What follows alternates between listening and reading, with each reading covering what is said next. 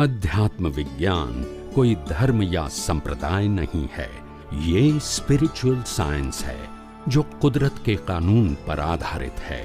ये विज्ञान पूरे ब्रह्मांड के सभी रहस्यों को उजागर करता है और जीवन के सभी पहलुओं को समझने के लिए एक नई दृष्टि देता है।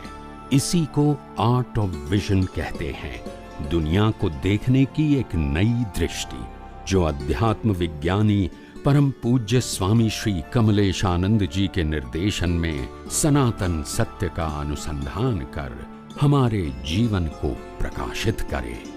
जय सच्चिदानंद। पर તમને મિકેનિકલ પ્રોસેસ જેટલી સમજાય એટલા સેપરેટ રહી શકો. Mind is a mechanical process subject to the circumstances. It's prove that not you are. અને સાયન્સની દ્રષ્ટિએ ભૂલ છે. એ ઠોકનાર છે ને કરતા સાયન્સની ભૂલ નથી આ તો પ્રોસિજર છે ને, પ્રોસિજરની વાત છે. આપણે સાયન્સની દ્રષ્ટિએ આત્માની તો ભૂલ છે જ નહીં ને. અને પ્રકૃતિ જે છે એની પણ ભૂલ નથી, પણ પ્રોગ્રામની ભૂલ છે. અને ભૂલ પ્રોગ્રામ થ્રુ સફર થાય છે. એટલે તમે સફર કરનારા નથી, તમે સેપરેટ છો. સેપરેટ છો તો સેપરેટ રહી શકો if you have a proper vision. If you have no proper vision, you can attach and create the new cause and suffering in the next birth too. That's it. પ્રશ્ન એ નથી કે ભૂલ કોની છે. શું કીધું? પ્રશ્ન એ નથી કે લાઈફમાં ભૂલ કોની છે. પ્રશ્ન એ છે કે જે સફર કરે છે એની ભૂલ ના હોય એવું બને નહીં. That is the law of nature. કદાચ આજે દેખીતી ભૂલ ના પણ હોય તમારી, પણ ભૂલ વગર ભોગવટો ના હોય. That the principle of law of nature. રામને વનવાસ જવું પડ્યું, કોઈ પણ ભૂલ નથી દેખીતી, પણ કુદરત કહે છે એની ભૂલ વગર ભોગવટો ના હોય. It is a matter of program, not today's circumstances. અને આપણે કોને જોઈએ છે? આજના સંજોગોને, કે આજે મારી ભૂલ નથી. કુદરત આજની ભૂલનું ફળ આપે છે કે ગયા અવતારની ભૂલનું? ને ટેલી ક્યારે આપણે કરીએ છીએ? થાય? હું ભિખારીના ઘેર જન્મ્યો, મારી શું ભૂલ? ટેલી થાય? થઈ શકે? હું ગ્રેજ્યુએટ થયો, તમે ગ્રેજ્યુએટ થયા, એમને 5 લાખની નોકરી મળી, મને 2 લાખની મળી. Y? What is my mistake? બોલતા નથી. બોલો, કોને ભૂલ કહેશો? ભૂલ કોને કહેશો? This is a misunderstanding. It's a relative truth. વ્યવહારમાં આની ભૂલ છે, આની ભૂલ છે, ઇટ્સ ઓકે. સાયન્સમાં જે સફર કરે છે એની ભૂલ છે, એ એક્સેપ્ટ કરે કે માટે દાદા ભગવાનનું સૂત્ર છે, ભોગવે તેની sufferer is suffering. કારણ ભૂલ વગર ભોગવટો હોય. હું આજે ભોગવું છું એ મારી ભૂલ નથી, એ સાબિત કરું છું, એ જ અજ્ઞાન છે. એનાથી રાગદ્વેષ કરું છું. સમજાય છે કે નહીં? બાપાને 2 મકાન હતા, 2 મકાન છોકરાઓને આપી દીધા, એક તારું ને એક તારું. બરાબર છે? તો બાપાએ હરખું કર્યું ને. પણ એક માણસે મકાન આજે ને આજે વેચી માર્યું, એને 20 લાખ મળ્યા. અને પેલા 5 વર્ષ પછી મળ્યું, એને 2 કરોડ મળ્યા.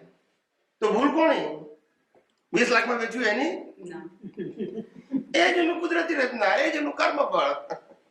20 લાખમાં વેચ્યું તે કુદરતી રચના, અને 2 કરોડમાં વેચ્યું તે પણ એની પુણ્ય હતી, તો 2 કરોડ મળ્યા. એની પુણ્ય 20 લાખની હતી, તો એ મળી. યસ કે નો? That's it. હવે ભૂલ શબ્દ આવે ક્યાંથી? ઇટ્સ યોર કર્મ. સમજાય છે? પેલા ભાઈએ શેરનો સ્ટોક આજે વેચ્યો તો નુકસાન થયું, અને પેલા 2 વર્ષ પછી વેચ્યો તો 10 ગણો પ્રોફિટ થયો. તો ભૂલ કોની? ભૂલતા નથી. કોને ભૂલ? જુઓ, સમજાય છે?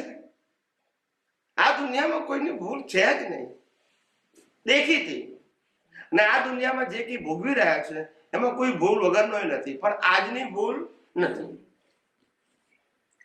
ભૂલ કોઈની આજની નથી. આજે માત્ર ભોગવટો છે, ભૂલનો ભોગવટો.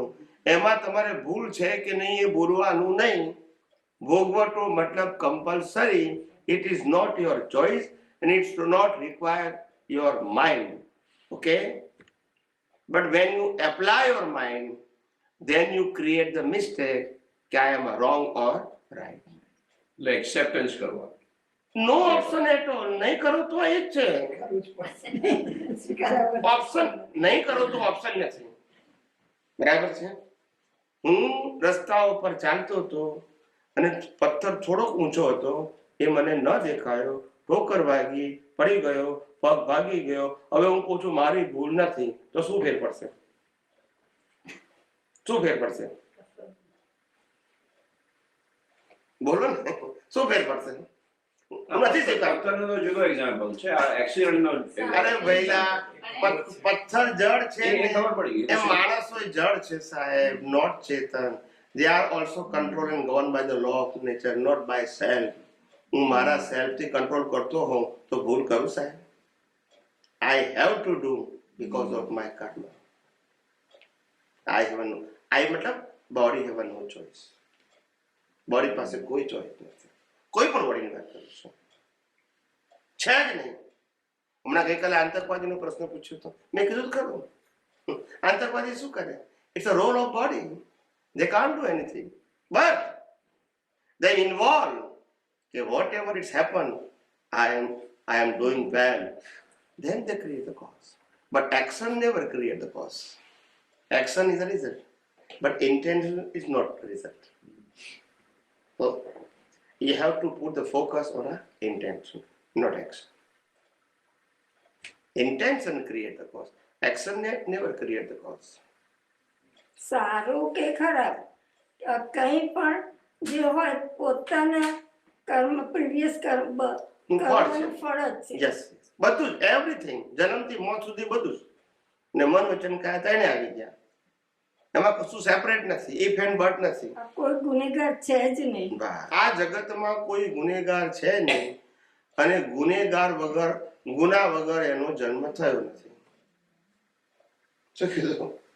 આજે ગુનેગાર નથી, પણ ગુના વગર જન્મ થયો? બોલતા નથી. Today he is not responsible. Today he is a sufferer. But why? Because of mistake done in a previous birth. ગયા તરફ ભૂલ ના થાય તો આજે ભોગવટો આવે. એટલે આજે ભોગવટો છે પણ ભૂલ નથી, પણ આ ભોગવટો ભૂલ વગર, પણ આજે એના માટે ડાયરેક્ટ રિસ્પોન્સિબલ નથી. You cannot calculation today, okay?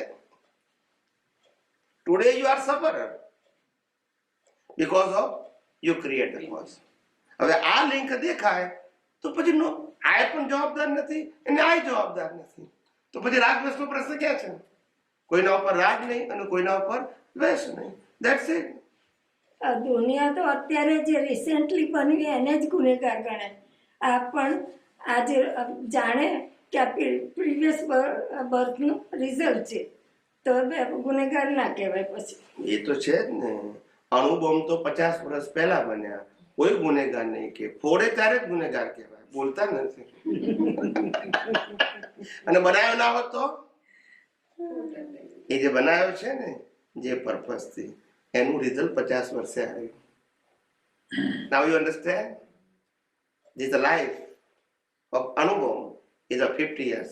Now it's coming in a result. એના માટે દાદા ભગવાન કહે છે કે આમ આપણે ચાલતા હોય પથ્થર વાગ્યો આપણને તો આપણે પથ્થરને ગુનેગાર ગણતા નથી, પણ જે લાઈવ માણસ હોય એને પથ્થર માર્યો હોય તો કે એણે જ માર્યો. પણ બે સરખું સફરિંગ આપણા માટે હોય. સખું છે પણ દેખાતું નથી. હા, પેલો ગુનેગાર દેખાય, પથ્થર જળ છે એટલે ગુનેગાર ના દેખાય. પછી સ્ટોક માર્કેટમાં નુકસાન થાય $1,00,000 નું વાંધો નહીં, પણ ભાઈ 25,000 કેમ લઈ ગયો એનો પ્રશ્ન છે. બધા અસર છે, ભાઈ ના લઈ ગયો છે, સ્ટોક માર્કેટમાં ગયા એનો વાંધો નહીં. આ બધું કર્મના ખેલ છે. ભાઈ લઈ જાય તે કર્મનું ખેલ છે, સ્ટોક માર્કેટમાં ગયા તે પણ પેલું એક્સેપ્ટ થતું નથી, પેલો લઈ ગયો. That is our ignorance. You can't see the fact of universe. Right. You don't know the law of nature. You are not accept the circumstances.